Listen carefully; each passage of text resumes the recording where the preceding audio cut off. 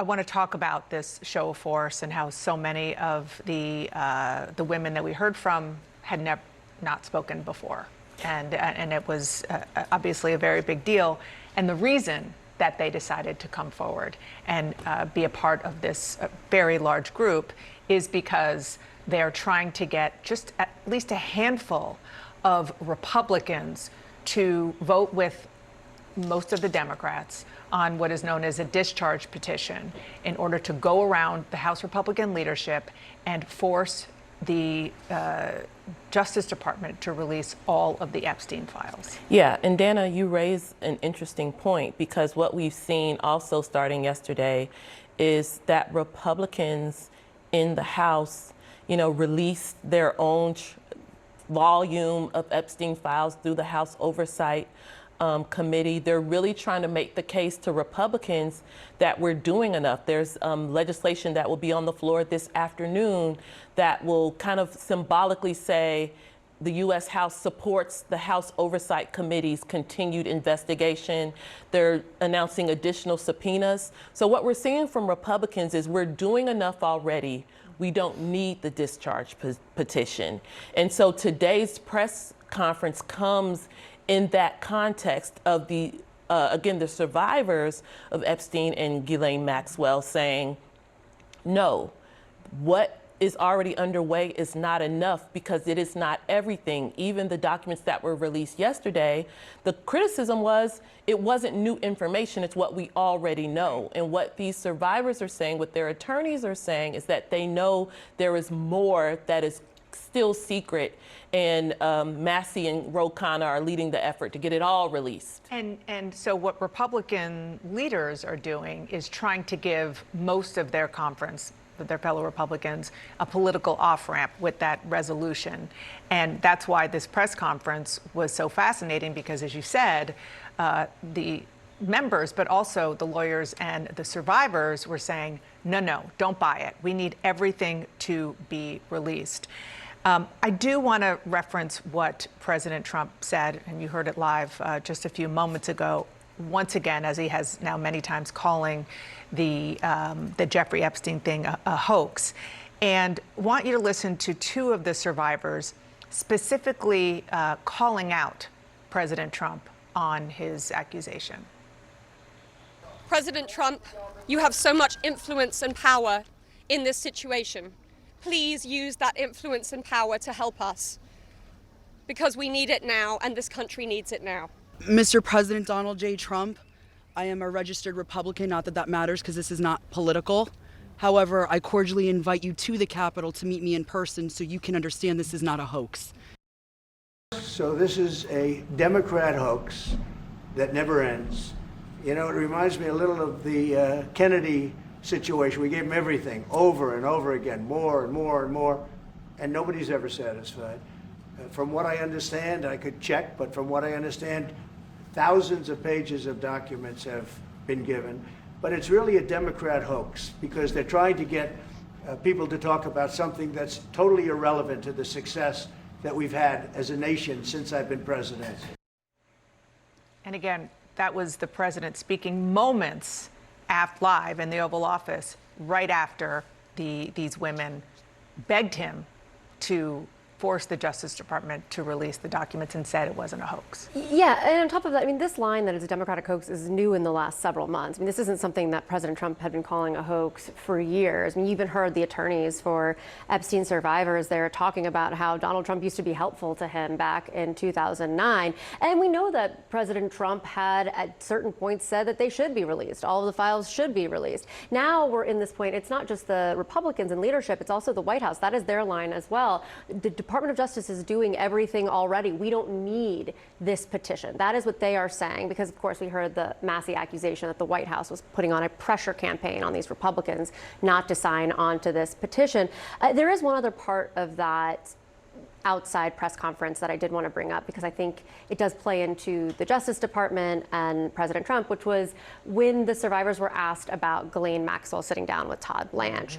And it did seem as though at least some of them wanted to speak after they heard her voice, after she got this big public platform because the Department of Justice had released those tapes. And it was really emotional hearing them talk about Ghislaine Maxwell and all the things that she had put them through, in addition to Jeffrey Epstein, and comparing it to the fact that she then had this platform and that people shouldn't be listening to what she had to say because she was part of this as well. All of this is to say that whatever the Department of Justice is doing, whatever they're doing on Capitol Hill in terms of turning these over, it's not going away. And now you're hearing it from the survivors themselves, many of whom, as you noted, hadn't spoken out before, meaning that the tide is just rising.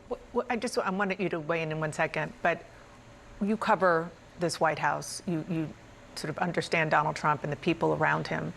What kind of impact is that going to have on him? I mean, I would say that you could hear the tone of his voice, not just his words, that seemed to have a little impact, but are there going to be ramifications that will make anything change? I know I that's think maybe what a would hard have question to answer now. more of an impact is the fact that news networks were taking the Epstein survivors on TV instead of his meeting right now in the Oval Office, meaning that he was seeing it show up on his multi-screen that people were listening to these survivors. I also think that we've come to a point, particularly in the last several months, where it's not that the survivors themselves are the ones who are going to necessarily have an impact on him, but they are now coordinating with these right-wing fans of Donald Trump's who also want the information out It was there. notable because I was watching. It was on the screens except for a screen, a screen that has 3 letters, and it's an animal. I agree with you that the president's frustration was clear. It doesn't sound like it was frustration with the Justice Department for not releasing the information. Exactly. His frustration, that was very clear in the Oval Office today, is that he knows this is not going away. And he has which is a very odd position for Donald Trump to be in, he has no way to program this away from attention. And that clearly is frustrating him. I would also note, I mean, first of all, if you ever thought in a million years you would see like a Ro Khanna, Marjorie Taylor Greene, Thomas Massie press conference, I mean, it's just like, and so when you hear the survivors say this is not political, and you heard that was a repeated talking point here, what Johnson, as you noted, is trying to give, Massie called it a fig leaf. All things can be true. That measure can go forward. The Oversight Committee can continue to do its work. But why should that negate the Justice Department heeding the call of these survivors and releasing more information? Why does that have to be one or the other? And that, to me, is the question that the administration, Pam Bondi, and Donald Trump will need to answer. Yeah, I mean, the Justice Department, the president has said over and over again, we want to protect people. Well, it's hard to imagine anybody more important to be protected than survivors, and you have them all out there saying, yeah, you can redact to protect people like us, but we want the information out. Okay, Manu Raju was at that press conference. As usual, asked them some important questions. Manu, what are you hearing about the reaction now in the building where you are? Yeah, I mean, look, I just walked in the building out of this rather intense, very emotional press conference, and I just caught up with Marjorie Taylor Greene, who, as you noted there, is playing a key role in all of this. Someone who's been a Trump ally for so many years, one of Trump's closest allies in all of this. And I asked her about the warnings that are coming from the White House. We heard one coming from an anonymous White House official last night saying that signing on to this effort by Thomas Massie to force a vote to release these Epstein documents would be a hostile act. She responded to that, and she also pushed back on that criticism, and she also revealed, Dana, that she had a conversation with Trump about this issue today. And this isn't a hostile act towards the administration. The hostile act has been against these women for so many years now. The hostile act is covering up for Jeffrey Epstein and everyone else that's been involved in this. And that's the real hostile act. I look forward to talking with President Trump about these women that I've met. I also encouraged him already this morning that he should have these women in the Oval Office. They deserve to be there.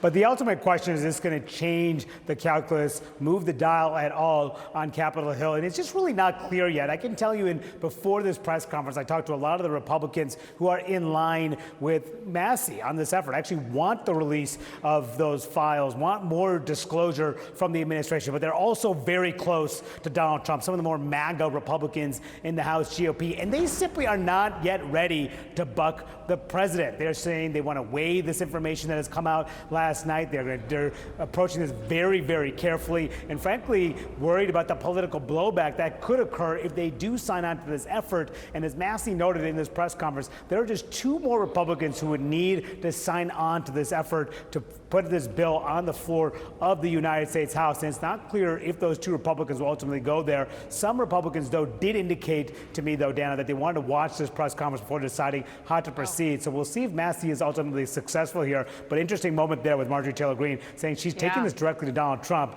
who's made clear what he thinks about all of this. So interesting. Everything that you just reported is really interesting, including the fact that you had members saying that they wanted to watch.